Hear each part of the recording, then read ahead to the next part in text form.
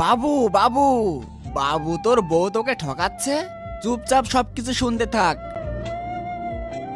আচ্ছা ঠিক আছে কোয়েল, তাহলে আমি আসছি। হ্যাঁ, তুমিও তোমার খেয়াল রাখবে। বাবা আমি তাহলে আসছি। বাবু একটু তাড়াতাড়ি আসিস, তোকে ছাড়া আমার একটুও ভালো লাগে না। বাবা, আমি তো আছি তোমার দেখাশোনা করার জন্য, তাই না অসিত? হ্যাঁ বাবা, কোয়েল তো আছেই, আর এই অসি তো আছে। এই বাবার খেয়াল রাখিস ঠিক মতো। হ্যাঁ, আমি ম্যাডামের খুব ভালো করেই খেয়াল রাখবো, আর বাবারও। আর তুমি বাবার খেয়াল রেখো, ঠিক আছে? তাহলে আমি আসছি। কি রে বুড়ো, তোর ছেলের জন্য খুব চিন্তা হচ্ছে না তোর? আমরা কি তোর ভালো মতো খেয়াল রাখি না? বৌমা, তোমাকে আমি কোনোদিনও বৌমা ভাবিনি। তোমাকে সবসময় আমি নিজের মেয়ের মতো ভাবি, আর তুমি এরকমটা আমার সাথে কিভাবে করতে পারো? একবার তোকে সিঁড়ি থেকে ধাক্কা মেরেছি, তাও তোর শিক্ষা হয়নি না বুড়ো? তুই যদি আবার বুবাইকে বলিস না, তাহলে তোকে আবার সিঁড়ি থেকে ধাক্কা মারবো না, সোজা উপরে পাঠিয়ে দেবো। এই বুড়ো, ও তোর কোনো বৌমা নয়। আমরা দুজন দুজনকে ভালোবাসি, আর আমি এখানে কোনো চাকর নই।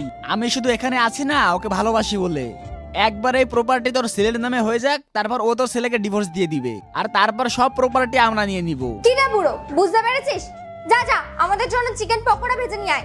এরপর কি হলো সেইটা দেখার আগে এই দুইটা ছবির মধ্যে যে কোনো একটা ছবিকে ভালোবেসে থাকলে ভিডিওটিতে লাইক করে দাও, আর চ্যানেলটি সাবস্ক্রাইব করে দাও। আর যদি না করো তাহলে আমি বুঝবো তোমরা এই দুইটা ছবির একটাকেও ভালোবাসো না। আর কমেন্টে আমিন লিখে যাও।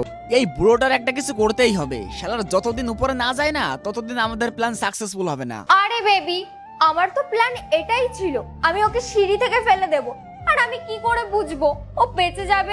শুনো, একটা কাজ করি, বুড়োটাকে রাজি করে পাহাড়ে নিয়ে যাব, তারপর ওখান থেকে ওকে ধাক্কা মেরে ফেলে দিব, তাহলে আর কেউ আমাদের সন্দেহও করবে না।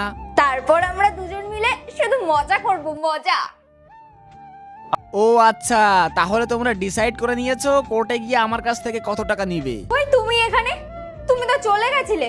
আর এরপরে কি হয় পার্ট 2 দেখতে চাইলে কমেন্ট করো।